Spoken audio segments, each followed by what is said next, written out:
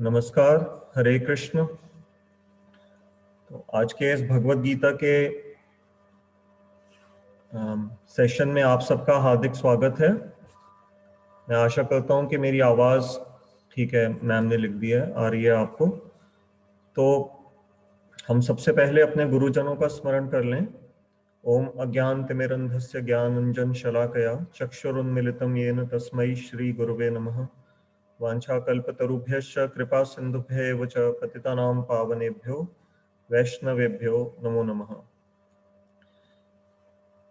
तो अगर कोई नए श्रोता हैं तो उनकी जानकारी के लिए मैं बताना चाहूँगा कि अभी लगभग 45 मिनट्स हम गीता के दूसरे अध्याय का श्लोक संख्या 14 के हमारे कुछ पॉइंट्स बचे हुए हैं, हम उनको कवर करेंगे और फिर 15वां श्लोक को भी आज हम आरंभ कर लेंगे। और अंत के 15 मिनट हमारे क्वेश्चन आंसर्स या कोई मीडिया न्यूज़ के लिए समय होता है तो हम उनको डिस्कस करते हैं। तो आइए अब हम सब अपने 14वें श्लोक को एक बार स्क्रीन पे दोबारा देखते हैं और उसके जो कुछ बचे हुए हमारे पॉइंट्स हैं उनको अब हम डिस्कस कर लेते हैं एक के बाद एक। मैं आपके साथ स्क्रीन शेयर कर रहा हूं।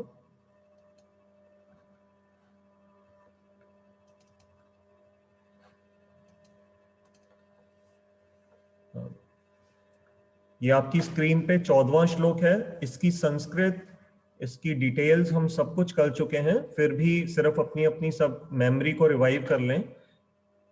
मैं इसकी सिर्फ हिंदी ही पढ़ रहा हूं। हे कुंती नंदन, इंद्रियों की वृत्ति के साथ विषयों के संयोग से सर्दी, गर्मी, सुख तथा दुख प्राप्त होते हैं। वे क्षणभंगुर एवं अनित्य होते हैं, अतः हे भारत तुम उनको सहन करो। तो इस 14वें श्लोक का जो केंद्र बिंदु था वो था सहन शक्ति अर्थात टॉलरेंस।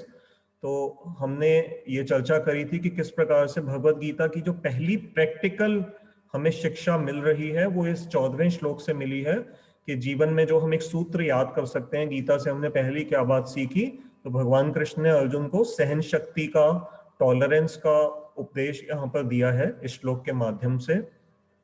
तो इसमें जो हमारे कुछ 3-4 पॉइंट्स बचे हुए हैं, आइए उनको एक एक करके डिस्कस कर लेते हैं। एक आपके मन में प्रश्न आ सकता है कि हमने जैसा इस श्लोक में देखा कि अर्जुन के 2 नाम भगवान ने यहाँ पर व्यवहार किए हैं इस श्लोक के अंदर। एक है भारत और दूसरा कौन्तेय।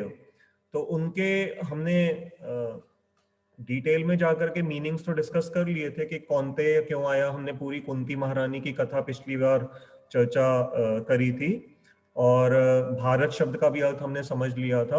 परंतु आपका एक प्रश्न आ सकता है कि 13वें श्लोक में भगवान ने कहा कि हम शरीर नहीं है, इस शरीर के अंदर रहने वाली एक आत्मा के रूप में है। शरीर तो बदल रहा है और आत्मा बदलती नहीं है। तो अब आपके मन में एक प्रश्न आ सकता है कि अगर भगवान ने अभी पिछले ही श्लोक में ये बताया कि शरीर का इतना महत्व नहीं है, तो फिर अगले श्लोक में भगवान ने अर्जुन के लिए वो नाम क्यों यूज किए जो कि उसके शरीर के ही साथ उसके संबंध को दर्शा रहे हैं। क्योंकि कौन्तेय जो नाम है, कुंती अर्जुन की माँ है, तो वो शरीर से ही संबंध है। और जो भारत इस नाम आया इस श्लोक में, तो वो भी क्या है, भारत अर्जुन के जो पिता की जो पूरी वंश था उसके अंदर हमने पिछली बार आपको बताया था कि कैसे राजा भरत की कथा आती है, तो उसका पिता से वहां से संबंध है। तो इस प्रश्न का उत्तर ये है कि हम ये बात बहुत अच्छी तरह समझ लें कि हमारा पूरा का पूरा जो वैदिक टीचिंग सिस्टम है उसके अंदर भले ही आत्मा की अनुभूति को मुख्य रूप से इंपॉर्टेंस दी गई है, लेकिन कहीं पे भी शरीर की व्यवहारिकता, शरीर की जो प्रैक्टिकल उसके यूज हैं, उसका जो एक योगदान है इस स्पिरिचुअल लाइफ की जर्नी में, उसको कहीं पे भी नेग्लेक्ट नहीं किया गया है।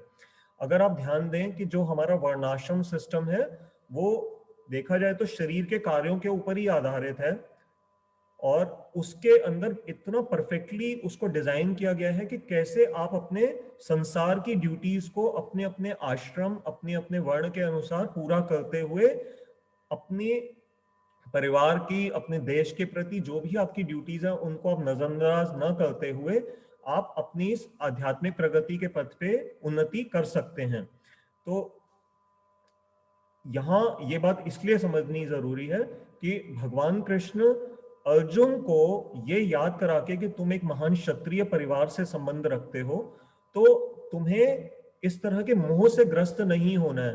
तो अर्जुन का अपने परिवार के साथ जो एक डीप रिश्ता था, उसको ही भगवान प्लेटफॉर्म बना रहे हैं, उसको एक हायर जंप करवाने के लिए। जैसे आपने देखा होगा कई बार जब हम स्विमिंग करने जाते हैं, तो स्विमिंग पूल में डाइव करने से पहले एक बोर्ड होता है, स्विमिंग, उसको डाइविंग बोर्ड कहते हैं। तो वहां से हमें एक ऐसा प्लेटफॉर्म मिलता है, वो थोड़ा जंप करता है वो प्लेटफॉर्म। उस प्लेटफॉर्म पे जब हम थोड़ा सा, जो भी कोई कुशल स्विमर होगा वो अगर उसको जितना डीप डाइव लगानी है तो वो उस डाइविंग बोर्ड का सहारा लेता है, और वहां से उसको ऐसा इम्पैक्ट, ऐसा फोर्स मिलता है जिससे कि उसकी जो पानी के अंदर जो छलांग है वो और अधिक कुशलता से वो उस छलांग को पूरा कर पाता है। तो उसी तरह से भगवान अर्जुन के शारीरिक संबंधों की महानता को ही एक आधार बना रहे हैं, उसको एक बहुत ही महत्वपूर्ण कार्य आगे करवाने के लिए। इसका एक और उदाहरण मिलता है, जब छोटे से ध्रुव महाराज, जो बहुत छोटे से बालक थे, जब उनकी सौतेली माँ ने उनको अपने पिता की गोद में बैठने से रोक दिया, और उस बच्चे ने जब ये पूछा कि आप मुझे क्यों पिता की गोद में नहीं बैठने दे रही हैं, तो उस सौतेली माँ ने उनको ताना मारा कि अगर तू अपने पिता की गोद में बैठना चाहता है तो तुझे मेरे गर्भ से जन्म लेना पड़ेगा। क्योंकि जो उनका अपना बेटा था वो अपने पिता की गोद में बैठ रहा था, और जो ध्रुव महाराज के पिता थे वो अपनी उस रानी को अधिक प्यार करते थे जो कि ध्रुव महाराज की सौतेली माँ थी।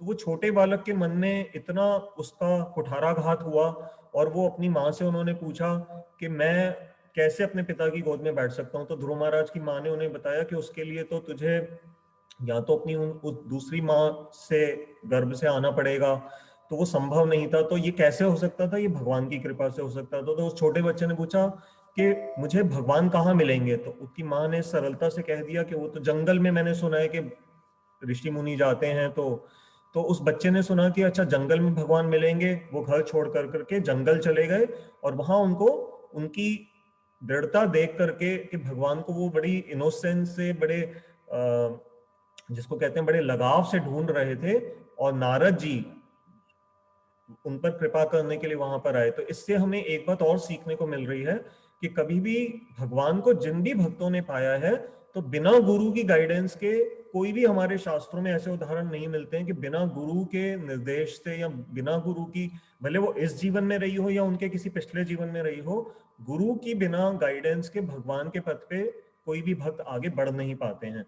तो नारद जी वहां पर आए, और नारद जी ने जब उनकी दृढ़ता देखी, तो उनको भगवान की प्रति जो तपस्या में जब नारद जी ने बढ़ाना था, एनकरेज करना था, तो उन्होंने ध्रुव महाराज को भी अपने पिता के उच्च वंश के बारे में वहां पर कुछ उपदेश दिए थे। तो ये एग्जाम्पल है कि कैसे किसी का नाम या उसका वंश के साथ उसका संपर्क देख करके हम उनको इंस्पायर कर सकते हैं कि तुम तो इतने ऊंचे परिवार से आते हो, तो फिर तुम एग्जाम के लिए क्यों नहीं पढ़ रहे हो? तुम्हारे पापा तो इतने वेल नोन डॉक्टर हैं और तुम पढ़ाई नहीं कर रहे हो, मेडिकल साइंस की क्यों नहीं कर रहे हो ठीक से? तो हम इस तरह से अपने मॉडर्न समाज में भी ये व्यवहार करते हैं।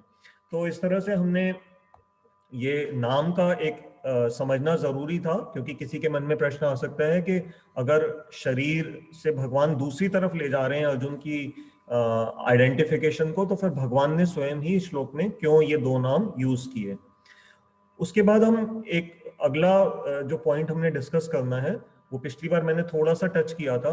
कभी कभी कोई आपसे पूछ सकता है कि अगर आप कहते हैं कि हमें सहन शक्ति ही अपने जीवन में बढ़ानी है, तो इसका ये अर्थ तो नहीं कि हम वास्तव में अपने आप को वीक कर रहे हैं, हम अपने आप को सरेंडर कर रहे हैं किसी अत्याचार के प्रति। तो पिछली बार हमने ये पॉइंट क्योंकि क्लास के एंड में कवर किया था, मैं उसको दोबारा बोल रहा हूँ, इंपॉर्टेंट है।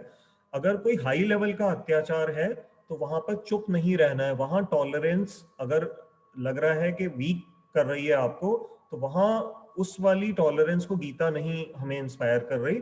और उसका सबसे बड़ा उदाहरण क्या है कि अर्जुन को स्वयं भगवान कृष्ण अभी आगे लड़ने के लिए ही प्रोत्साहित करेंगे, क्योंकि ये दोनों परस्पर विरोधी बातें हैं कि अभी तो भगवान टॉलरेंस की बात अर्जुन को सहन शक्ति की सिखा रहे हैं और आगे जाकर के युद्ध की बात कराएंगे। तो इसका अर्थ ये निकलता है कि यहाँ पर जिस सहन शक्ति की अर्जुन को भगवान शिक्षा दे रहे हैं वो छोटे लेवल की है, जिससे कि जीवन का कोई हायर पर्पस हमारा डिस्टर्ब हो रहा हो तो वहां पर फिर छोटी घटनाओं को टॉलरेट कर लेना ही समझदारी है। परंतु हाई लेवल के अत्याचार को अगर उसका जो भी तरीका है वो लॉ के अंदर, जो भी हमारा संसार के जो नियम हैं उनके अनुसार फिर उसको उसका हल निकलना ही चाहिए।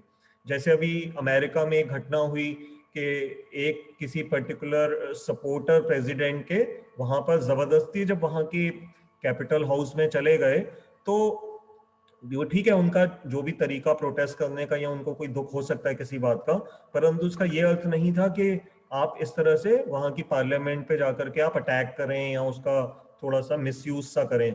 तो वो अब वहां का जो लॉ है वो जैसे अब उसको टॉलरेट नहीं करेगा। ऐसी जगह पे आप ये नहीं कह सकते कि उस घटना को हम टॉलरेट कर लें, तो वहां जो वहां की सरकार ठीक समझेगी वो उस तरह की सजा का वहां पर जो उनके यहाँ पर अरेंजमेंट होगा वो उनको दी जाएगी। तो टॉलरेंस की अपनी लिमिट्स हैं और जहां टॉलरेट नहीं करना है वो गीता बड़ा क्लियरली उसको समझाती जाएगी। तो इसलिए आप देखेंगे गीता अपने आप में बहुत ही बैलेंस्ड टीचिंग्स देती है। कहीं पे भी ऐसा नहीं है कि वो ब्लाइंडली कोई भी ऐसा कार्य करने के लिए कह रही है जो कि इम्प्रैक्टिकल हो, अव्यवहारिक हो। तो यहाँ पर इसलिए ये बड़ा एक थोड़ा सेंसिटिव पॉइंट था, इसलिए यहाँ पर इसको क्लियर करना जरूरी था। तो टॉलरेट या सहन शक्ति जो हम छोटी छोटी बातों के लिए करते हैं उससे हम अपनी वास्तव में मेंटल एनर्जी का वेस्ट होने से बचाते हैं। क्योंकि कई बार हम किसी छोटी चीज में इतना उलझ जाते हैं तो हमारी जो पूरी फैकल्टी है सोचने की, उसके रिसोर्सेज बड़े लिमिटेड हैं, तो वो वेस्ट होते हैं, तो उससे हमारी प्रोडक्टिविटी सफर करती है। तो अगर हम अपने बिजनेस में, अपने घर के कामों में, अपनी जॉब में अगर अपनी प्रोडक्टिविटी, अपनी कार्य कुशलता को बढ़ाना चाहते हैं तो ये जरूरी है कि हमारे अंदर ये सहनशीलता का गुण पनपे। और इसमें हमें गीता बहुत अच्छा ये यहाँ पर बात सिखा रही है। उसके बाद हम और देख सकते हैं पॉइंट कि कैसे एक बड़ा इसके साथ एक जुड़ा हुआ प्रश्न आना चाहिए आपके मन में कि अच्छा, दुख को तो टॉलरेट करना समझ में आता है कि ठीक है जीवन में दुख आए और उनको सहन करना जरूरी है, लेकिन भगवान सुख को भी टॉलरेट करने के लिए क्यों कह रहे हैं? क्योंकि सुख तो अच्छा लगता है ना। सुख तो हमें सुख एक ऐसी चीज है जिसके लिए हम अपना पूरा जीवन बिता रहे हैं। अच्छे अच्छे घरों में रहना, अच्छे होटल्स में जाना, टूरिज्म, अच्छा खाना, अच्छा पहनना, तो ये तो चीजें हमें सुख देती हैं।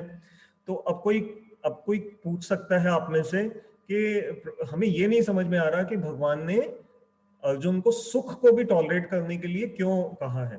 तो इसका थोड़ा सा डीप अर्थ है, इसको हम ऐसे समझेंगे कि देखिए कोई भी जो सुख है, जब हम उस अधिक सुख में रमण करना आरंभ कर देते हैं और हमारा चित्त उसी सुख में ही सब समय निमग्न है, तो उसके अंदर एक हम मकड़ी के जाले के अंदर जैसे एक मच्छर उलझ जाता है और बाहर नहीं निकल पाता, तो अधिक सुख भी जीवन में हमारे को उसमें अपने आप ऐसा घोल मोल करके अपने अंदर रचा पचा देता है कि हमारा जो जीवन का उद्देश्य है उसको हम भूल जाते हैं। जैसे एक अभी अभी एग्जांपल देख सकते हैं कि मान लीजिए कोविड की वजह से लॉकडाउन हुआ और लॉकडाउन की वजह से बच्चों के स्कूल बंद हो गए। अब स्कूल जब बंद हो गए तो बच्चों को छुट्टी अच्छी लगती है, लेकिन अब अगर जैसे मान लीजिए अब वैक्सीन आ गई और वैक्सीन सक्सेसफुल हो जाती है तो धीरे धीरे लाइफ नॉर्मल होगी, है ना, स्कूल्स खुलेंगे, यूनिवर्सिटीज खुलेंगी, अब इन्हीं बच्चों को फिर दोबारा से जाना पड़ेगा और कुछ स्टडी का जो लॉस भी हो गया है उसको कवर करने के लिए हो सकता है कुछ एक्स्ट्रा क्लासेस भी करनी पड़े, कुछ एग्जामिन, जब इनकी समर हॉलीडेज हैं वो हो सकता है अब नहीं हो, ऐसी कोई भी घटना हो सकती है। हो सकता है इस साल की दिवाली हॉलीडेज, विंटर हॉलीडेज को अगले साल कम कर दिया जाए।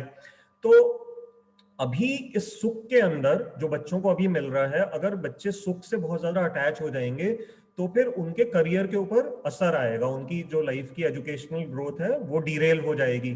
तो इसलिए उनको बचाने के लिए ये जरूरी है कि वो उनको ये हैबिट बनी रहे कि जैसे स्कूल के लिए सुबह जल्दी उठना होता है, अब इस समय बच्चे जल्दी भी नहीं उठ पा रहे क्योंकि उनको कोई प्रेशर नहीं है कि क्लास अटेंड करनी है।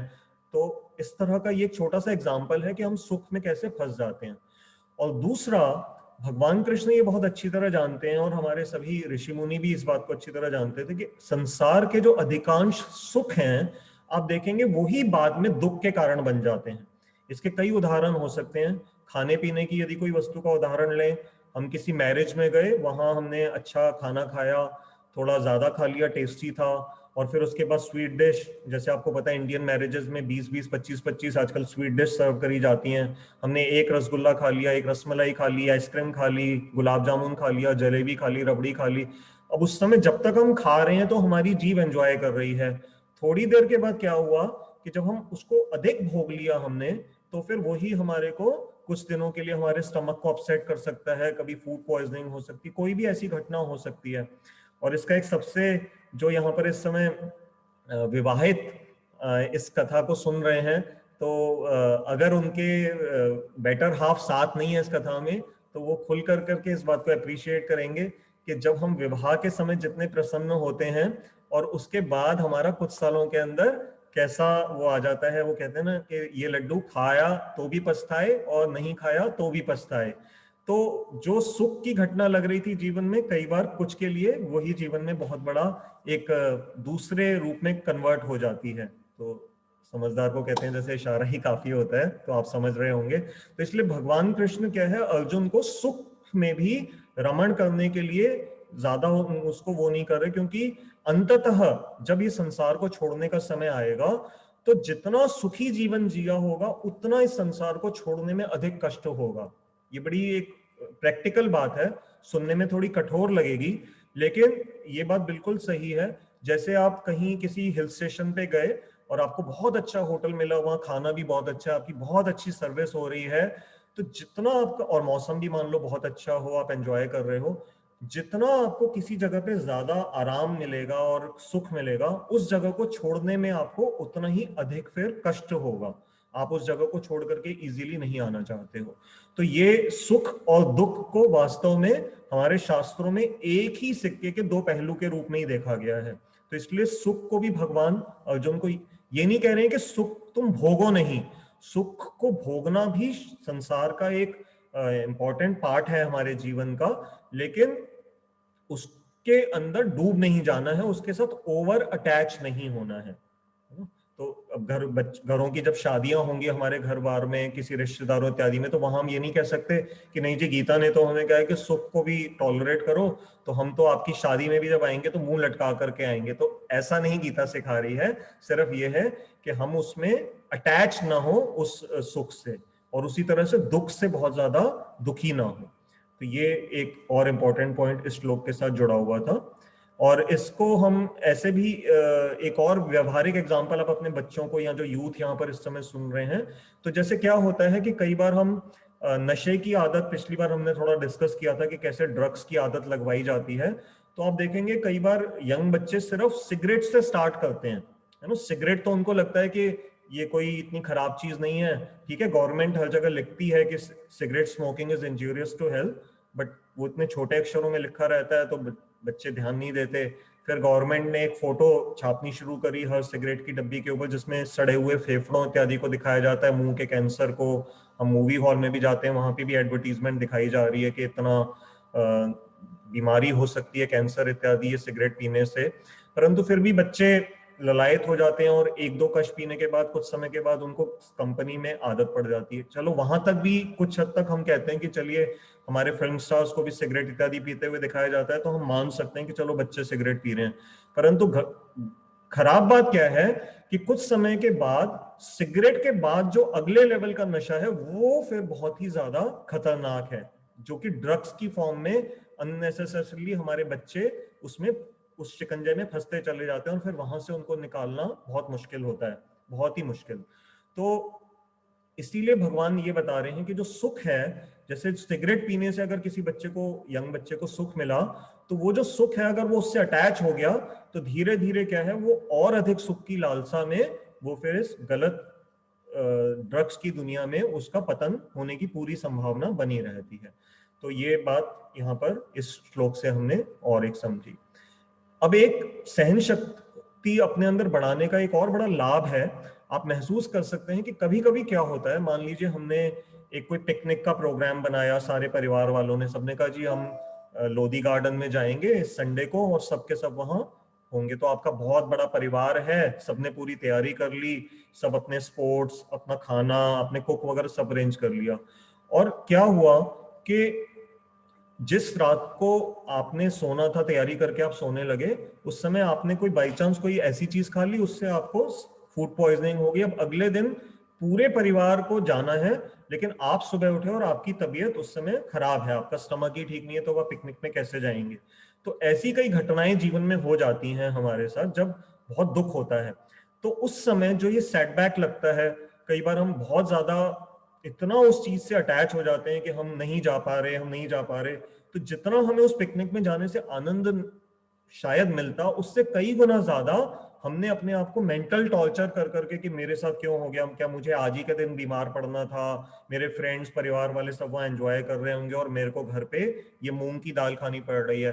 तो जब हम इस तरह से अपने मन को बहुत ज्यादा कोसते हैं, तंग हो जाते हैं इस तरह के व्यवहार, ऐसी थिंकिंग से, तो उस समय हम अपना एक बहुत बड़ा नुकसान कर रहे हैं। तो हमें ये जो सहन शक्ति है, ये जीवन में हर समय हर स्थिति में काम आती है, और यही टॉलरेंस की बात भगवान अर्जुन को यहाँ पर सिखाने का प्रयास कर रहे हैं। तो हम एक व्यवहारिक रूप से बात जानते हैं कि जैसे आप एक रेलवे स्टेशन पे जाकर के जब अपना वेट किसी कुली को देते हैं, तो कभी कोई कुली आपको ये खुद कहता है कि जी ऐसा है कि आपने जितना मर्जी वेट है आप डालते जाओ, मैं कैरी कर लूंगा, उतने ही पैसे लूंगा जितने मैंने आपके साथ सेट किए हैं। नहीं, ऐसा नहीं होता।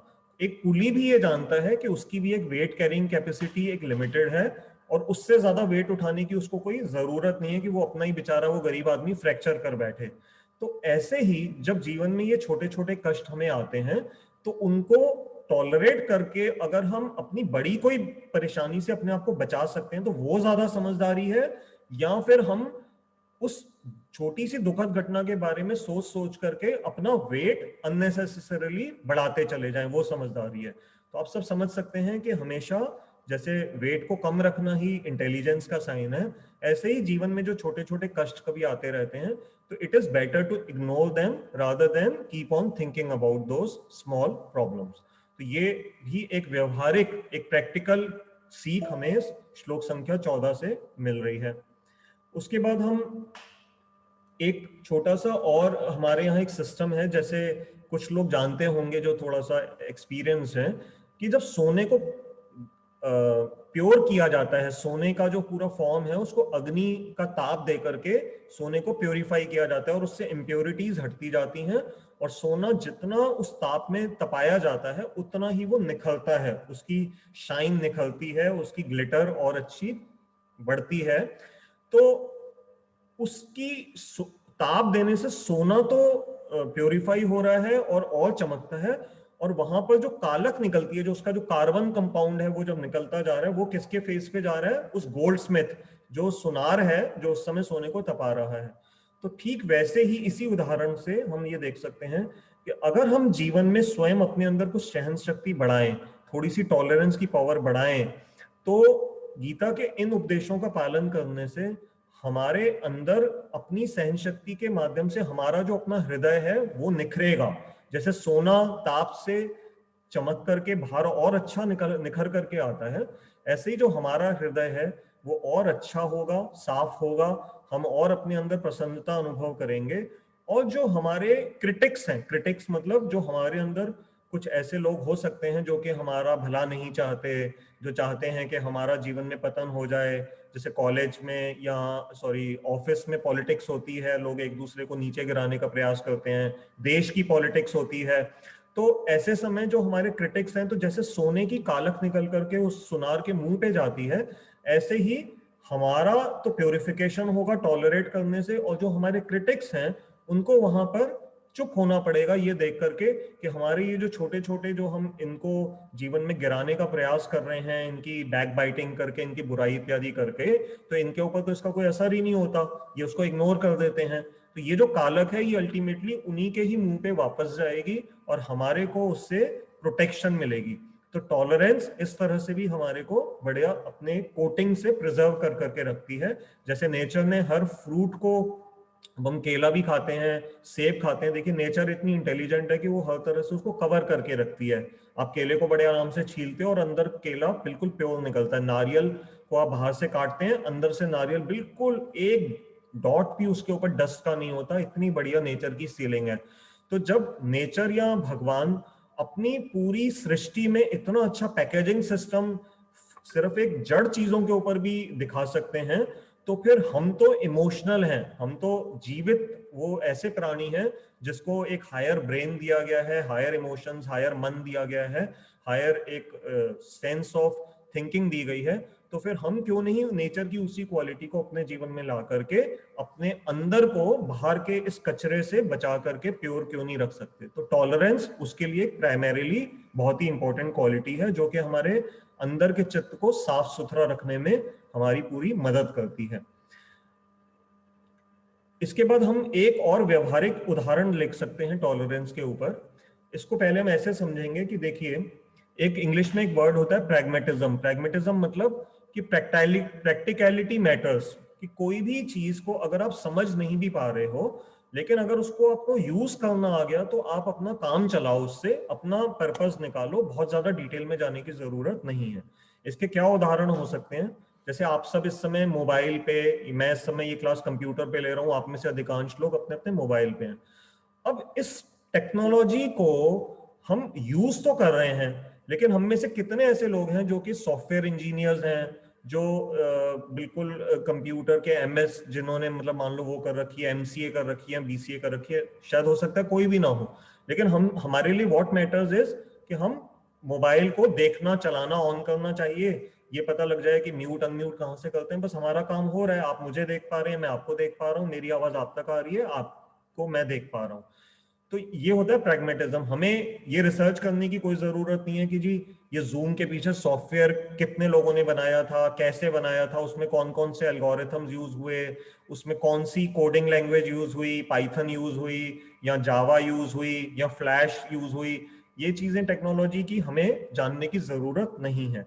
और इसके क्या उदाहरण हो सकते हैं? जैसे सीजन के चेंज होते हैं।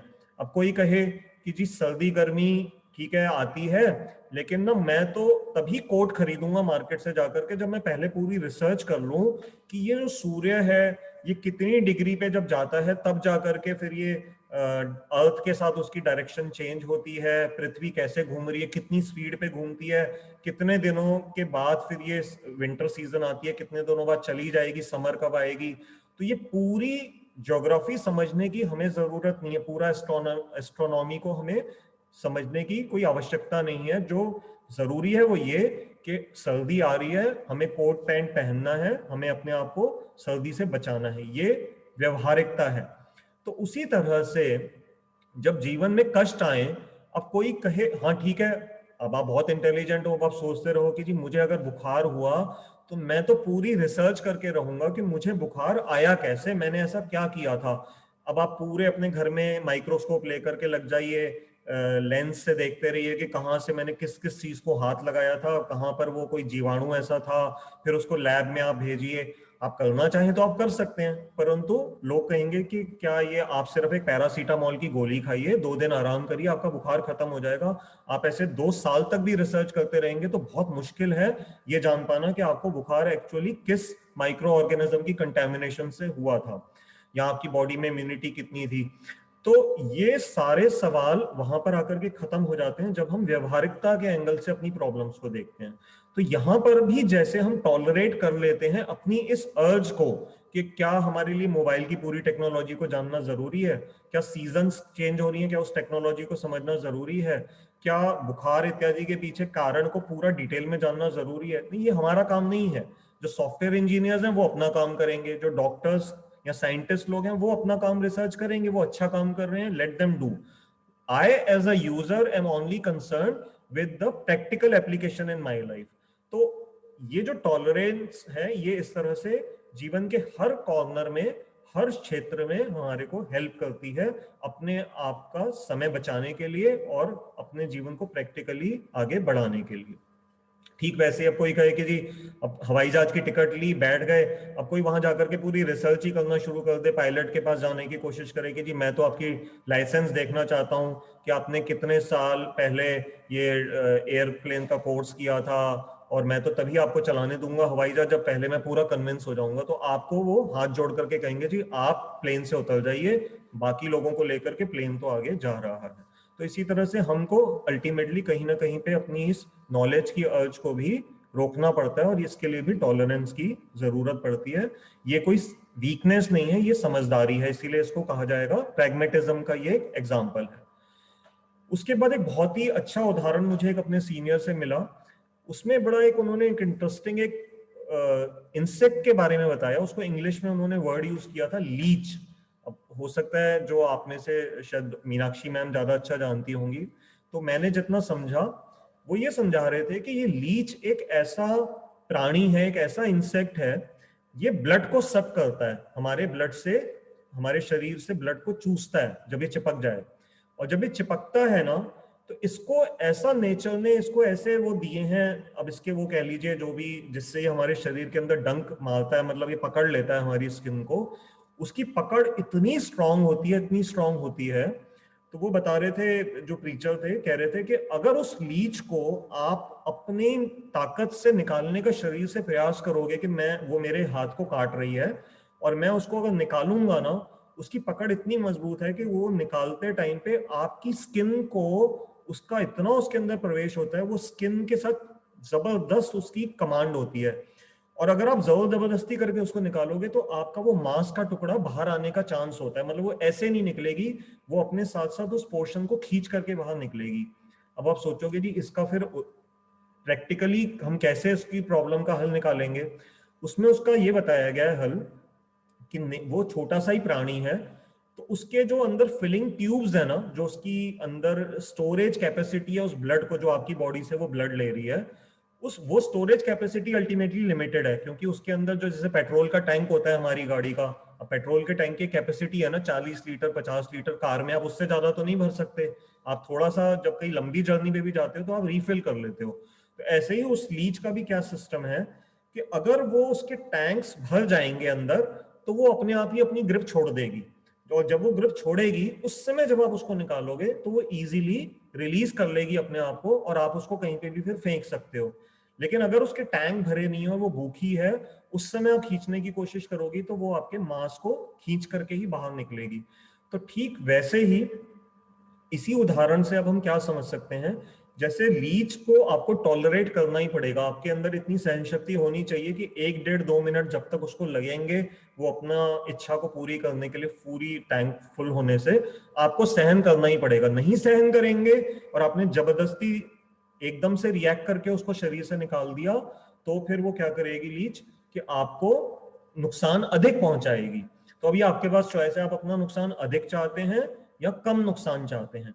तो ऐसे ही हमें भी क्या करना है कि जब लाइफ में छोटी छोटी कोई परेशानियां आए, तो अगर वो परेशानियां आपको ऐसे लग रहा है कि अगर हम इस समय उनको जबरदस्ती एकदम से दबाने का प्रयास करेंगे तो वो शायद हो सकता है और आगे बढ़ कर करके हमारे को अटैक करेंगी, तो यहां पर भगवान ने हमारे को एक इंटेलिजेंस दिया है। वो इंटेलिजेंस का क्या रोल है कि हम उस समय पे अपने को विचार करें कि क्या इस समय नी जर्क रिएक्शन करके उस प्रॉब्लम को वहीं दबा देना ठीक है, या मैं वेट कर लूं और देखूं कि क्या वो प्रैक्टिकली अपने आप ही सॉल्व हो जाए। इसके क्या उदाहरण हो सकते हैं, देखिए कई बार क्या होता है कि हम अपने परिवारों में भी हमारे साथ ऐसा हो जाता है, अपने ऑफिस में हो जाता है। जैसे हम ऑफिस का एग्जांपल ले लेते हैं, मान लीजिए किसी का बॉस जो है ना वो बहुत ही ज्यादा मतलब डोमिनेटिंग नेचर का है। अब वो हर एम्प्लॉय के काम करने में ना बड़ी गलतियां निकालता है वो बॉस।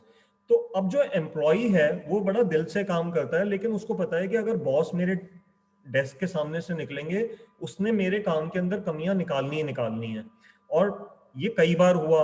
अब जब भी कई बार ऐसा हुआ, और जब बॉस ने आकर के गलती निकाली और जब उस एम्प्लॉय ने सफाई देने की कोशिश करी, तो फिर उसके साथ क्या हुआ कि वो बॉस का नेचर ऐसा था, वो चिढ़ जाता था अगर कोई इसको सफाई देना, तो बॉस ये कहता था अच्छा अब मैं तुम्हारी जब कमी बताऊंगा तो तुम मुझे समझाओगे, अब तुम देखना मैं तुम्हारी प्रमोशन को कैसे होने देता हूं। अब इस तरह से जब उस ऑफिस के अंदर काम करने वाले सब लोगों को जब ये पता लग गया कि भाई ये बॉस का तो यही नेचर है, तो उस समय क्या समझदारी है, तो लोगों को जो इंटेलिजेंट लोग थे उसमें उन्होंने ये ऑब्जर्व किया कि अगर जब बॉस आकर के हमारी गलती निकालता है तो बजाय उस समय हम उसको, चाहे हम सही हैं लेकिन अगर हम उसको सफाई देते हैं तो वो इस तरह का और ज्यादा नेगेटिवली रिएक्ट करता है। तो फिर लोगों को धीरे धीरे समझ आ गया कि उस समय कुछ मत बोलो, बॉस की बात को सुन लो, उस कड़वे घूंट को पी लो, और फिर वो क्या है कि जब कभी और कोई ऐसा मौका मिले, मान लो कभी ऑफिस की पिकनिक वगैरह है, तो उस बॉस को फिर हम इम्प्रेस करने का कोई और तरीका देखेंगे जिससे कि कम से कम हमारी प्रमोशन तो ना रुके। अब आप खुद ही सोचिए, ये जरूरी नहीं है कि टॉलरेट करना अच्छी बात है, लेकिन यहां पर क्या हो रहा है कि अगर आप नहीं टॉलरेट करते हैं और उस समय आप सफाई भी दे रहे हैं तो आप अपने परिवार का बहुत बड़ा नुकसान कर रहे हैं, क्योंकि बॉस को अब अल्टीमेटली आप कहीं ना कहीं तो आपको करना पड़ेगा। अब आपको दूसरी जॉब भी नहीं मान लो मिल रही तो क्या करोगे।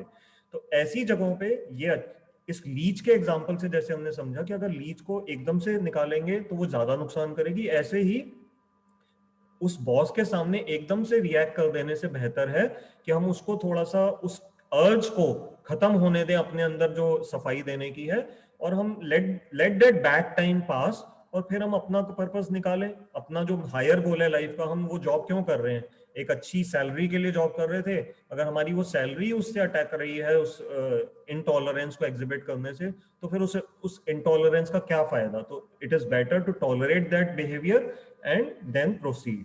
तो ये एक ऐसे घरों में भी कई बार स्थिति आ जाती है, कई बार बच्चे बड़ों के साथ हम कई बार अपने बच्चों को कोई बात बोल रहे हैं और बच्चे एकदम से, आपने देखा है कई बार आजकल जवाब दे देते हैं, तो बच्चों को तो चलो इतनी मैच्योरिटी नहीं है तो फिर वो सोचते भी नहीं है कई बार जवाब देने में, लेकिन ये ऐसे स्कूल में भी हो जाता है, कई बार बच्चे टीचर्स को भी उल्टा जवाब दे देते हैं और फिर बाद में बात वो बढ़ जाती है। तो कहने का अर्थ है ये नी जर्क रिएक्शंस जो है ना, इनको कोशिश करके उस समय ऑब्जर्व कर लेना चाहिए कि वो जैसे लीच को हम उस समय अगर छोड़ दें तो वो ज्यादा समझदारी है या निकालना समझदारी है, ऐसे ही टॉलरेंस एक ऐसी दुधारी तलवार है जिसको यूज करना आना चाहिए कि किस समय पे यूज करनी है और किस समय पे नहीं करनी है। तो ये लीच का बड़ा एक इंपॉर्टेंट एग्जांपल था। इसके बाद हम एक और इसमें इंपॉर्टेंट पॉइंट है कि कई बार लोग सोचते हैं कि टॉलरेंस जो है वो कहीं इम्पोर्टेंस से जैसी तो नहीं है। इम्पोर्टेंस का क्या अर्थ होता है कि जैसे अब आप देखिए, मान लीजिए एक बच्चों की रेस हो रही है, ठीक है, आपका बच्चा भी उसमें पार्टिसिपेट कर रहा है। अब रेस का एक बेसिक प्रिंसिपल है कि इक्वालिटी होनी चाहिए। अब इक्वालिटी क्या है कि सभी बच्चों को एक ही टाइम पे उस रेस में भागने का मौका मिले। ये तो नहीं हो सकता ना कि एक बच्चे को आप पहले दौड़ा दोगे और बाकी सबको बाद में दौड़ाओगे, तो ये गलत है। सबको इक्वल स्टार्ट मिलनी चाहिए। तो टॉलरेंस यहां तक तो ठीक है कि हमने कहा जी सबको इक्वल मौका दो, रेस को स्टार्ट एक ही टाइम पे करो, एक ही का डिस्टेंस ऐसे सबका बराबर होना चाहिए। लेकिन क्या आप वहां पर ये जबरदस्ती करवा सकते हैं कि जी सभी बच्चों की हाइट एक जितनी होनी चाहिए, सभी बच्चों का वेट बिल्कुल एक जैसा होना चाहिए। ये पैरामीटर्स को आप कैसे कंट्रोल करोगे। सभी बच्चों को एक ही तरह की डाइट बचपन से मिली होनी चाहिए, सभी बच्चे एक ही तरह के एटमॉस्फेयर में पले होने चाहिए, एक ही तरह के एजुकेशन सिस्टम से हो, तो ये चीजें तो पॉसिबल ही नहीं है। तो आप कुछ चीजों पे इक्वालिटी को ला सकते हो, कुछ जगहों पे आपको इनइक्वालिटी को स्वीकार करना ही पड़ता है, उसके अलावा चारा नहीं है। तो उसी तरह से जो सहन शक्ति है वो एक लिमिटेड लेवल तक काम करती है, और जहां जहां पर भी उसका यूज है उस तरह से हम उसको कर सकते हैं। तो हमने फिलहाल आज अपना 14वां श्लोक के जो भी इंपॉर्टेंट पॉइंट्स थे वो हमने कवर अप कर लिए हैं। एक इसी से मिलती जुलती एक आपको मैं पूरे वर्ड में एक और फिलोसॉफी है जिसको स्टोइसिज्म कहा जाता है, STOICISM, ये आप गूगल पे देख सकते हैं। इसमें ये ग्रीक फिलोसॉफी है और जेनो बताया गया कि जेनो ने इसको इन्वेंट किया था, बहुत साल पहले की फिलोसॉफी है, और ये काफी हद तक इस सहन शक्ति के विचारधारा से ये मिलता हुआ एक फिलोसॉफी है। तो ये मैं नॉलेज के लिए आपको ये बताना चाह रहा था कि ये जो गीता का विचार है सहन शक्ति का, ये सिर्फ इस हमारी वैदिक सभ्यता का ही पार्ट नहीं है। ग्रीक देश की एक बड़ी ये महत्वपूर्ण फिलोसॉफी है जिसको स्टोइसिज्म के नाम से जाना जाता है, और उस फिलोसॉफी के भी बहुत सारे विचार हैं, बट उसमें एक सेंट्रल थीम ये है कि स्टोइक होना मतलब कि संसार में जो दुख और सुख सब समय कोई ना कोई तरह तरह से आते रहते हैं, इसके प्रति समान भाव रखना, इसके प्रति सहन शक्ति रखना। तो ये काफी हद तक हमारे इस गीता के विचार से ये मिलता हुआ बिल्कुल विचार है। तो आज हमने अपना ये 14वां श्लोक समाप्त कर लिया है। मैं फिर भी ये चाहूंगा कि आज हम कम से कम 15वां श्लोक का संस्कृत पढ़ लेते हैं और हिंदी पढ़ लेते हैं अगले 2-3 मिनटों में, ताकि हमारा प्लेटफॉर्म शुरू हो जाएगा और फिर अगली बार हम 15वें श्लोक को कर पाएंगे। तो मैं आपके साथ एक बार 15वां श्लोक स्क्रीन पे लेके आ रहा हूं, एक बार आइए उसको देख लेते हैं।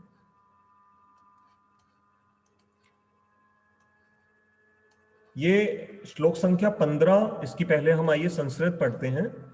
यम हि न व्यथयन्ते ते पुरुषम पुरुषर्षभ सम दुख सुखम धीरम सो अमृतत्वाय कल्पते। इसका अनुवाद इस प्रकार है, हे पुरुषोत्तम, पुरुषोत्तम अर्थात पुरुषों में श्रेष्ठ, जो धीर व्यक्ति मात्रा स्पर्श हम पिछली बार समझ चुके हैं। मात्रा मतलब जो विषयों को बोला जाता है, जो इंद्रियों के सेंस ऑब्जेक्ट्स हैं उनको मात्रा कहते हैं। तो इंद्रियों के सेंस ऑब्जेक्ट से होने वाले स्पर्श सुख एवं दुख आदि को समान समझते हैं और इनके द्वारा विचलित नहीं होते हैं, वे निश्चय ही मुक्ति प्राप्त करने के योग्य होते हैं। तो ये जो श्लोक संख्या 15 है, ये अब हमें वो इनाम के विषय में सूचना दे रहा है कि अगर हम श्लोक संख्या 14 में कही गई सहन शक्ति को अपने जीवन का एक पार्ट बनाते हैं और उसको फॉलो करते हैं, तो श्लोक संख्या 15 बता रहा है कि उसका रिजल्ट क्या होगा। जैसे हर कार्य का कुछ फल मिलता है ना, तो भगवान यहाँ पर अर्जुन को इंस्पायर कर रहे हैं कि अर्जुन, अगर तुम सहन शक्ति को अपने जीवन में अपनाओगे तो उसका फल क्या मिलेगा कि तुम अमृत को प्राप्त करोगे। तो इस श्लोक को हम अगली बार और डिटेल में लेंगे। फिलहाल हम इसको थोड़ा सा हल्का सा, मैं बस आपको एक ब्रॉड आउटलाइन इसकी बता देता हूं। संस्कृत को हम थोड़ा सा एक्सप्लेन कर लेते हैं। यम अर्थात जिस पुरुष को, ही न व्यथयन्ते ते, एते मतलब ये जो सुख दुख सर्दी गर्मी इत्यादि जो है, भगवान एते शब्द से उनको कह रहे हैं। न व्यथयन्ती, व्यथयन्ती मतलब जो विचलित नहीं करते। पुरुषम किसको, उस पुरुष को।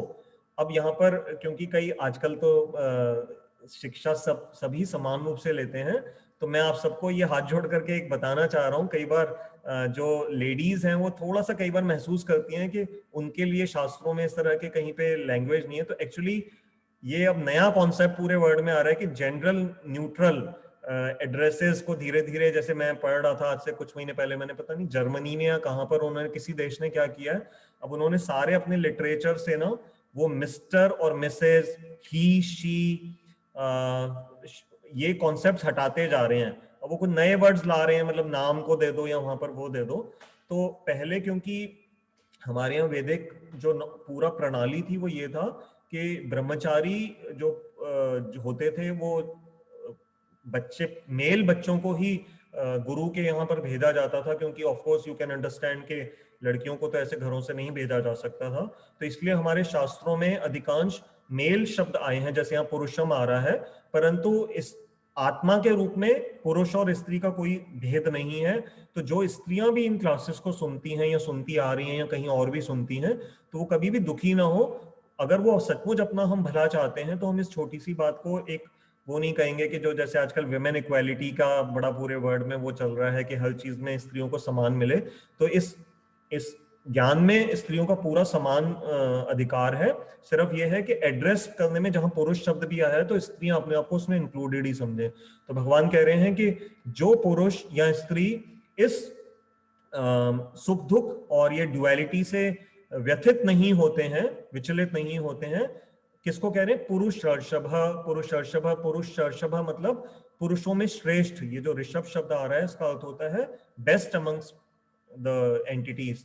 तो अर्जुन को वो एड्रेस कर रहे हैं पुरुषर्षभ नाम से। सम दुख सुखम धीरम, तो दुख और सुख में समान रहने वाले ऐसा जो धीर पुरुष या स्त्री हैं वो क्या है, स अमृतत्वाय कल्पते, वो अमृतत्व को प्राप्त करते हैं। अब ये अमृतत्व क्या है और कैसे प्राप्त होगा, इसको हम अपने अगली क्लास में लेंगे। आज हमारा समय हो गया है, तो मैं यहाँ पर क्लास को अपनी तरफ से विराम दे रहा हूँ।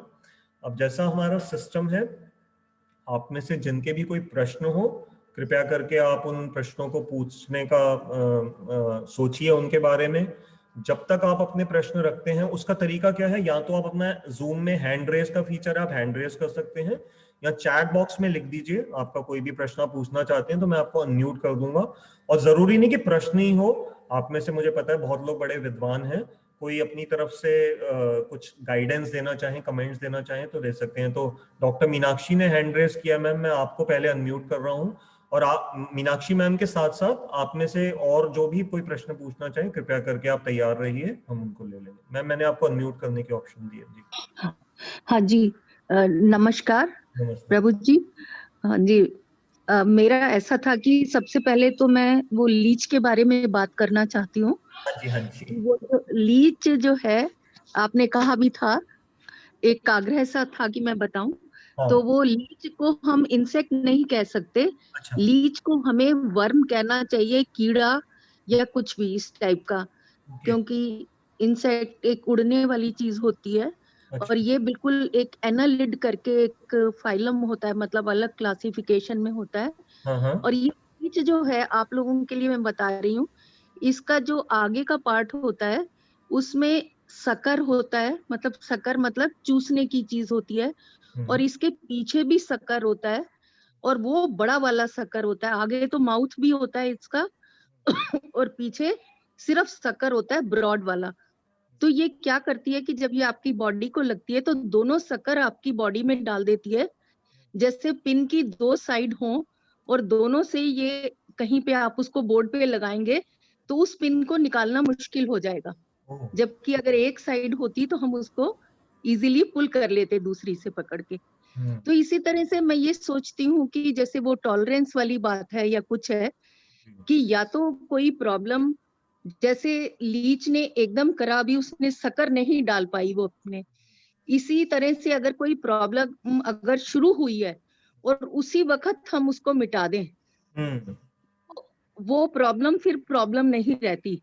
और फिर अगर वो प्रॉब्लम शक्कर की तरह, लीच की तरह अंदर डीप चली गई है, फिर तो उसको टॉलरेट ही करना है, और जब समय निकल जाएगा उसके बाद ही कोई उपाय निकल पाएगा। जी जी जी तो बिल्कुल। मैं ये बात कहना चाह रही हाँ, हूँ। बहुत धन्यवाद। थैंक यू मैम, आपने उसको और अच्छा प्रैक्टिकली हमें समझा दिया। तो क्योंकि मैंने तो जिनसे सुना वो नेचुरली उन्होंने अपनी आंखों से तो देखा नहीं होगा, तो जी हाँ जी। जितना मैं समझ पाया, और लेकिन लगभग हमारी कोरोबोरेट हो गई बात, जो बात हमने, जो हमें हाँ हाँ। सेंट्रल पॉइंट समझना था वही आपने भी उसको बता दिया। तो अच्छा, इसमें एक बात और है कि जी, कई बार कोई प्रॉब्लम ऐसी होती है, जैसे गीता में भी है कि बहुत टॉलरेट नहीं करना चाहिए, हम्म, मतलब दोनों बात बताई गई है ना, सहनशीलता, और सहनशीलता की भी एक लिमिट होनी चाहिए।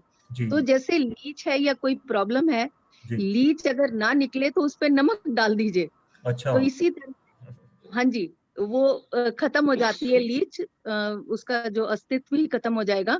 और इसी तरह से अगर कोई प्रॉब्लम बहुत बढ़ गई है तो उसका तो फिर उपाय से उसको काट देना चाहिए, ओके, मतलब जैसे लीच का उपाय नमक है ठीक है, ऐसा मैं सोचती हूँ। ठीक, अगर वो बहुत बढ़ जाए तो सहनशीलता फिर गीता के उपदेश की तरह से कोई काम में नहीं आ पाएगी। जी जी बिल्कुल बिल्कुल। क्योंकि हाँ जी, ये एक पॉइंट बड़ा इंपॉर्टेंट है, मैं उसको 15वें श्लोक में लूंगा कि हाँ गीता जी, किस स्टेज तक की टॉलरेंस को रिकमेंड करती है, और किस स्टेज के बाद इनफैक्ट बिल्कुल टॉलरेंस को गीता बिल्कुल हटा देगी वहां से, फिर गीता दूसरी बिल्कुल। तरह की भाषा की बात करती है। वो लेकिन depending on case to case है, बट वो 15वें श्लोक के अंदर वो बड़ा इंपॉर्टेंट आएगा पॉइंट, मैं उसको तब वहां पर लूंगा। तो थैंक यू सो मच हाँ फॉर क्लैरिफाइंग। जी, नमस्कार जी। नमस्ते मैम। आज हमारे साथ गौतम बुद्धिराजा जी हैं।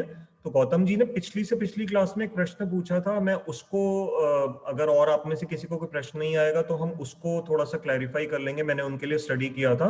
उससे पहले एक छोटा सा हम देख रहे हैं चैट बॉक्स में, रुचिका जी ने एक प्रश्न मतलब पूछा है, Hare Krishna Prabhu ji, how can I subscribe to the monthly magazine of ISKCON.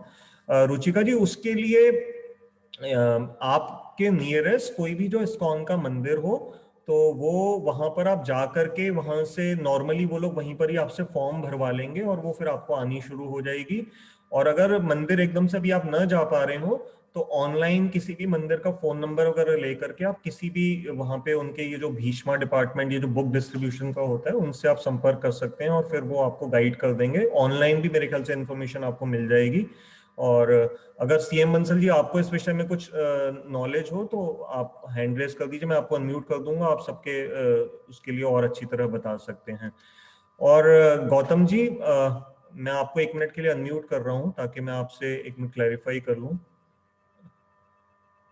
Okay. हमारे एक मेरे बड़े अच्छे गॉड ब्रदर हैं, अजय कंबोज जी, ये चार्टर्ड अकाउंटेंट हैं, गुड़गांव में रहते हैं, बड़े सीनियर हमारे, मेरे मित्र भी हैं बहुत अच्छे। तो इन्होंने एक चैट बॉक्स में डाला है कि बैक टू गॉडहेड मैगजीन के लिए अजय जी से आप बात कर सकते हैं। तो अजय, आप एक काम करो, आप एक बार ना अपना मोबाइल नंबर इस चैट बॉक्स में डाल दो, तो रुचिका जी आपका नंबर यहाँ से ले लेंगी और फिर वो आपको डायरेक्ट कॉल करके या व्हाट्सएप से आपसे इंफॉर्मेशन ले लेंगी। तो रुचिका जी, ये अजय जी हैं, ये अपना नंबर अभी यहाँ पर मोबाइल में डाल देंगे, या आप मेरे से बाद में ले लेना, ही विल हेल्प यू। तो गौतम जी, ओके, अजय ने अपना नंबर डाल दिया है, तो रुचिका जी आप ले लीजिए। गौतम जी, मैं आपको 1 मिनट के लिए अनम्यूट कर रहा हूँ। आप हैं यहाँ पर इस समय? जी, जय श्री कृष्णा कमल जी। हाँ, जय श्री कृष्णा। गौतम, मैं आपको याद कराना चाह रहा हूँ, पिछली से पिछली क्लास में आपने एक बड़ा अच्छा प्रश्न, हमारी डिस्कशन हुई थी, जो औरों को भी बड़ा इंटरेस्टिंग लगेगा। आपने, और मैंने आपको कहा था मैं आपको पता करके बताऊंगा। आपका आपका एक कमेंट था या प्रश्न था, ऑब्जर्वेशन थी कि जो संत होते हैं, सन्यासी होते हैं, उनको शरीर छोड़ने के बाद उनको समाधि दी जाती है, राइट? और समाधि क्यों दी जाती है, उसके पीछे क्या कारण थे, कुछ हमने डिस्कस कर लिए थे। फिर भी मैंने आपसे कहा था कि मैं थोड़ा और स्टडी करूंगा। तो मुझे 2-3 ऑब्जर्वेशंस, एक हिंदुस्तान टाइम्स की साइट थी, वहां पे ये प्रश्न का अच्छा उत्तर मिला, मेरे को भी सीखने का मिला, इसलिए I am thankful to you कि आपके बहाने मुझे भी इसका थोड़ा और अच्छी तरह समझ में आया। तो उसमें ये समझाया गया कि जो सन्यासी होते हैं, क्योंकि वो अपने नॉर्मल जीवन में ही अपना समाज से पूरा संबंध तोड़ चुके होते हैं, अपने परिवार से भी संबंध उनका किसी तरह का नहीं रहता है, बच्चों से, पत्नी से, माता पिता इत्यादि से। संन्यास का अर्थ ये होता है कि सम्यक रूपेण न्यास, मतलब न्यास मीन्स किसी चीज को रख देना, और सम्यक रूप से मतलब अच्छी तरह से हमने अब उसको छोड़ दिया है, रख दिया है, और अपने चित्त को भगवान के चरणों में पूरी तरह से समर्पित कर दिया है। तो क्योंकि जब उनकी शरीर से कोई संबंध से कोई आइडेंटिफिकेशन या उनकी आसक्ति, मोह है ही नहीं, तो उनको जब वो संसार को छोड़ करके जाते हैं, तो उनका तो शरीर के साथ कोई आइडेंटिफिकेशन ही नहीं है। तो जलाया इसलिए जाता है शरीर को कि अगर उस आत्मा का, ये पॉइंट आप ही ने बताया था, कि अगर जलाने से ये होता है कि अगर उस आत्मा की जाते जाते भी शरीर में कुछ आ सकती है, तो वो परमानेंटली हमेशा हमेशा के लिए खत्म हो जाए, अब उसके पास वापस आने का कोई रास्ता बचा ही नहीं, और अब उसको अगले जीवन के लिए आगे चले जाना है। परंतु सन्यासी का तो रहते हुए भी शरीर से कोई वही नहीं है, तो इसलिए सन्यासी को जलाने की कोई आवश्यकता ही नहीं है। और उसी में ही मैंने एक और छोटा सा पॉइंट ये पढ़ा था कि एक प्रश्न आता है कि बच्चों को क्यों नहीं फिर अग्नि को अर्पित किया जाता। तो बच्चों के बारे में यही एक लॉजिक दिया हुआ था कि क्योंकि ऐसा माना जाता है कि बच्चों की अभी चेतना, इतना मोह विकसित ही नहीं हुआ है कि वो इस संसार के प्रति उस तरह से अटैच हो जैसा कि किसी एक विकसित बड़ी उम्र के व्यक्ति का होता है। तो इसलिए बच्चों को भी अग्नि को अर्पित नहीं किया जाता। तो जितना मुझे अभी गूगल से ही मैं समझ पाया था, परंतु मुझे ये तर्क संगत लगा। हो सकता है शास्त्रों में कुछ और कारण भी रहे होंगे, कभी इस विषय में और पता लगेगा तो हम इसको फिर और अच्छी तरह चर्चा करेंगे। तो आई होप गौतम जी, मेरे ख्याल से अब ये क्वेश्चन हमने कवर अप कर लिया। हाँ बिल्कुल जी, पहले से और क्लियर हो गया। और क्लियर हो गया, राइट राइट, ठीक है। तो ठीक है, और अभी आप में से किसी का कोई प्रश्न नहीं आया है? हमारे पास लगभग 5 मिनट हैं, तो मेरे पास एक दो हमेशा की तरह कुछ मीडिया न्यूज है, लेट अस सी के उसको हम थोड़ा सा एक एक करके, इंटरेस्टिंग है, लेट अस सी के हम उसको थोड़ा अगर समझ पाए। एक मिनट, एक छोटा सा पॉइंट और है जी नहीं, ये अभी क्योंकि हम इंटॉलरेंस वाली बात कर रहे थे जी, और शायद अगले सेशन में भी कंटिन्यू रहेगा, तो इसको उससे कैसे रिलेट करेंगे कि मतलब महाभारत में जो सारे लोग कैरेक्टर्स इन्वॉल्व हैं, और जिस वक्त द्रौपदी का चीरहरण हो रहा था, तो वहाँ पे जो सारे सीनियर्स मौजूद थे, भीष्म पितामह और बाकी सब लोग जी, तो वो किस चीज़ का इंटॉलरेंस वहाँ दिखा रहे थे? मतलब वो एक ऐसी स्टेज है जहाँ पर नॉर्मली अगर हम उस चीज़ को टीवी में देखें तो हम भी खुद बड़े एग्रेशन में आ जाते हैं कि यार ये क्या हो रहा है, उसको रोक क्यों नहीं रहे। जी जी जी, उस पर थोड़ा सा आप रोशनी डालिएगा जब भी उसका सही समय आएगा तब। हाँ, वैसे हमने उसको कई बार पहले भी चर्चा करी है, अभी भी कर लेते हैं, क्योंकि ये कोई ऐसा आउट ऑफ द वे का क्वेश्चन नहीं है, it is relevant to today's वो ऑल्सो।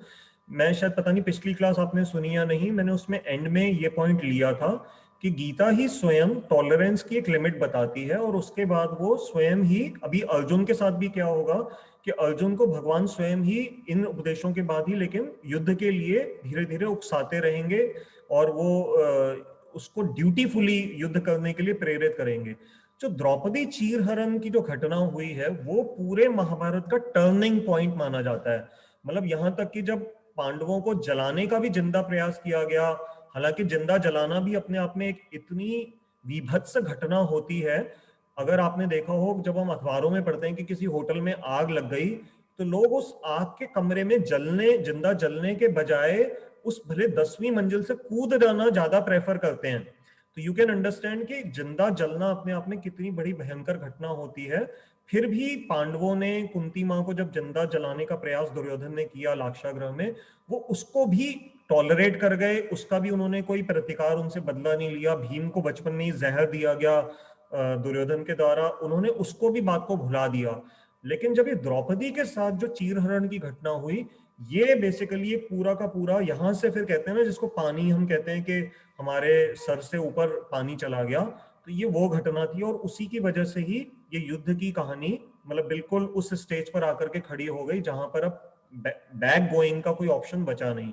अब जो आपने टॉलरेंस के विषय में पूछा कि उस सभा में जो जो बड़े लोग उपस्थित थे, जैसे द्रोणाचार्य जी थे, कृपाचार्य जी थे, भीष्म पितामह स्वयं थे, तो द्रौपदी ने और धृतराष्ट्र भी स्वयं थे, ये सब परिवार के बड़े लोग थे।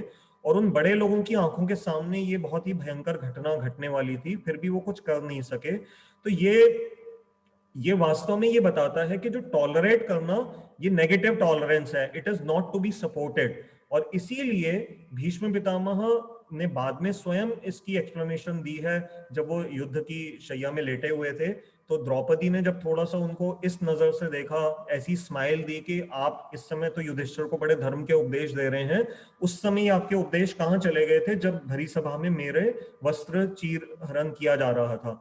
तो उस समय भीष्म पितामह ने मतलब ये बताया, उसको हमने पहले भी डिस्कस किया है कि कैसे वो उन्होंने ये बताया कि ये जो मेरी मति उस समय इस कलियुगी दुर्योधन का अन्न खाने से पूरी भ्रमित हो चुकी थी और मैं उस समय वो नहीं कर सका। और उन्होंने जो वॉव ले लिया था कि मैं हस्तिनापुर राज्य के राजा का हमेशा ध्यान रखूंगा, प्रोटेक्ट करूंगा, वो वॉव भी देखा जाए तो एक तरह से उनके लिए नेगेटिव चला गया। तो इससे ये भी शिक्षा मिलती है कि ऐसा भी कसम नहीं खा लेनी चाहिए जो कि आपको अपने धर्म के पद से ही भ्रमित कर दे, और ऐसे बुरे लोगों का संग नहीं करना चाहिए जिनका अन्न खाने से हमारी मति पूरी तरह से दूषित हो जाए। तो ये भीष्म पितामह के ये कैरेक्टर इसमें था। और जो पांचों पांडव थे, तो वो हमें उनसे शिक्षा मिली कि कैसे अगर आप युधिष्ठिर जैसे धर्मराज भी क्यों ना हो, सत्यवादी क्यों ना हो, आप भी अगर जुआ खेलेंगे ब्लाइंडली, तो फिर आपको ऐसी दुर्गति का स्टेज तक पहुंचना पड़ सकता है। तो ये कलयुगी जीवों के लिए बहुत बड़ी इसके अंदर सीख थी। तो इसमें जो द्रौपदी चीरहरण है उसके साथ बहुत सारी शिक्षाएं जुड़ी हुई हैं। फिर उसमें जो सबसे सेंट्रल थीम ये है कि भगवान के प्रति जो समर्पण है, अंततः जो उसका गोल्डन पॉइंट है उस घटना का, वो ये है कि जब द्रौपदी ने सबके आगे हाथ फैलाए लेकिन कोई भी जब उसकी सहायता के लिए नहीं आया, अंत में उसने गोविंद का स्मरण किया और भगवान उसी समय आकर के उन्होंने उसकी रक्षा करी। तो ये पूरे वर्ल्ड के लिए, आने वाले समय के लिए एक बहुत बड़ी एक सीख आ गई कि जो भक्त है वो भगवान उसकी रक्षा भक्त की करने के लिए सदा ललायत रहते हैं। लेकिन भक्त भी ऐसा होना चाहिए जो पूर्ण रूप से भगवान के प्रति ही समर्पित हो, किसी और से फिर वो आशा न रखे। जब तक हम संसार में अपने दूसरों के प्रति आशा रखते हैं कि मेरे को ये आकर के हेल्प करेगा, ये आकर के हेल्प करेगा, तब तक इसका मतलब अभी भगवान के प्रति हमारा पूरा समर्पण नहीं है। तो ये थोड़े से कुछ पॉइंट्स थे, ये बड़ा डीप विषय है, परंतु टॉलरेंस का यहाँ पर ये समझना जरूरी है कि टॉलरेट करना, गीता वो वाला टॉलरेट करना नहीं कहती कि आप ब्लाइंडली अत्याचार को भी पूरा सहमत हो जाएं उससे और उसको सहन करते रहें। ठीक है जी, कमल जी, ठीक है। तो बस 2 मिनट बचे हैं, मैं आपको 1 मिनट वो शेयर करके दिखाना चाह रहा हूँ। वो एक ही न्यूज आज ले लेते हैं। जैसे ये देखिए आपकी स्क्रीन पे आ रहा है, इसमें मैं थोड़ा सा इसको नीचे कर रहा हूँ। ये बड़ा अच्छा एक नजर आया था, कहीं आर्टिकल आया था कि hopeful people drink and Gamble less. अब ये कोई यहाँ की स्टडी नहीं है, ये मैं आपको बता दूं, ये यूनिवर्सिटी ऑफ ईस्ट एंग्लिया, मुझे तो ये पता भी नहीं है कहाँ पर है ये देश, इसमें लिखा आ रहा है। तो इस स्टडी से क्या पता लगा कि रिसर्चर्स ने ये स्टडी किया कि कौन से ऐसे लोग हैं जो कि जीवन में ज्यादा बुरी घटनाओं की तरफ ज्यादा आकर्षित हो जाते हैं, जो कि ज्यादा शराब इत्यादि में बहुत ज्यादा डूब जाते हैं या जुआ इत्यादि बहुत खेलते हैं, और कौन से ऐसे लोग हैं जो इस तरफ नहीं जाते हैं। तो उन्होंने जब ये पूरा डेटा को स्टडी किया तो उनको ये एनालिसिस में पता लगा कि जो लोग होपफुल हैं। होपफुल मतलब जीवन के प्रति आशावान हैं, एक सकारात्मक दृष्टिकोण रखते हैं, पॉजिटिव थिंकिंग जिसको हम कहते हैं।